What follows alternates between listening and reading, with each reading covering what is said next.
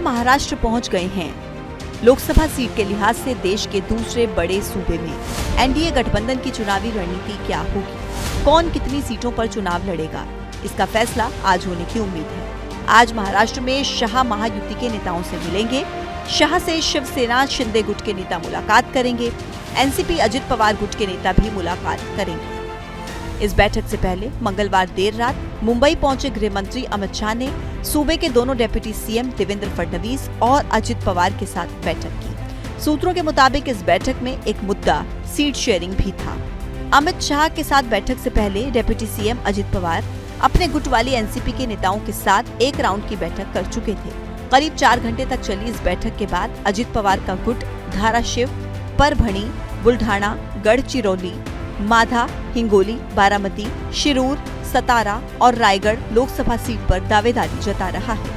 आज भी महायुति की बैठक से पहले अजित गुट के नेता सुबह बैठक करेंगे। कार्यकर्त्यांचं एकंदरीत मत काय हे त्यानिमित्ताने आम्ही समजून घेण्याचा प्रयत्न केला। काही कार्यकर्त्यांनी त्यांच्या मतदारसंघातील काही भावना किंवा त्यांचं जे काही मत त्या बाबतीमधलं होतं ते सुद्धा त्यांनी त्या ठिकाणी सांगितलेलं आहे। उद्याही महाराष्ट्रातल्या काही लोकसभा मतदारसंघातील दरअसल 2019 से 2024 के बीच महाराष्ट्र में सियासी समीकरण पूरी तरह बदल गया है।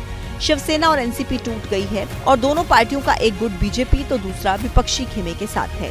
अब बदले हुए हालात में 48 सीटों वाले महाराष्ट्र में बीजेपी 30 सीटों पर चुनाव लड़ना चाहती है। शिवसेना का शिंदे गुट 18, अजित पवार की एनसीपी 10 सीटों पर चुनाव लड़ना चाहती है। ये दावेदारी ही बीजेपी के लिए परेशानी की वजह है। 22 सीट पे ही हमारी बात चल रही है और उसमें आखिर के सभी हमारे यहाँ के विधायकों ने, हमारे यहाँ के नेताओं ने इसका फैसला जो भी लेना है वो शिंदे साहब को पूरे अधिकार दिए हैं। तो इसलिए शिंदे साहब जब बातचीत करेंगे वो जो फाइनल करेंगे वो ठीक, लेकिन हमारी मांग जो है वो 22 सीट की है। एनडीए सूत्रों के मुताबिक महाराष्ट्र में महायुति के बीच सीट शेयरिंग में बीजेपी को 24, शिवसेना शिंदे गुट को 12 सीट, एनसीपी अजित पवार गुट को 6 सीट मिल सकती है। बीजेपी शिंदे गुट के 6 उम्मीदवारों को अपने सिंबल पर चुनाव में उतार सकती है, यानी शिंदे गुट को 18 सीटें मिल सकती हैं। चर्चा है कि शाह की मौजूदगी में इस फॉर्मूले को फाइनल किया जा सकता है। महाराष्ट्र में सीट शेयरिंग को लेकर विपक्षी एमवीए में भी आखिरी राउंड का मंथन चल रहा है। आज सुबह 11 बजे मुंबई में होने वाली बैठक में शरद पवार, उद्धव ठाकरे, प्रकाश आंबेडकर, नाना पटोले और दूसरे 6 छोटे दलों के नेता शामिल होंगे। शुरुआती फॉर्मूले के मुताबिक एमवीए में शामिल दलों में उद्धव गुट वाली शिवसेना को 21, कांग्रेस को 15, शरद पवार वाली एनसीपी को 9, वंचित बहुजन अघाड़ी को 2 और स्वाभिमान पक्ष को 1 सीट देने की चर्चा थी। लेकिन वंचित बहुजन अघाड़ी के चीफ प्रकाश आंबेडकर ने 6 सीटों पर दावा पेश कर सीट शेयरिंग में फच्चर फंसा दिया है। सीट मांगनी चाहिए, ये ना हो कि मुर्गी हमने पकाई, हमारे हाथ में सिर्फ गर्दन आई और पूरी मुर्गी दूसरा ले गया, वो तो हम होने नहीं देंगे।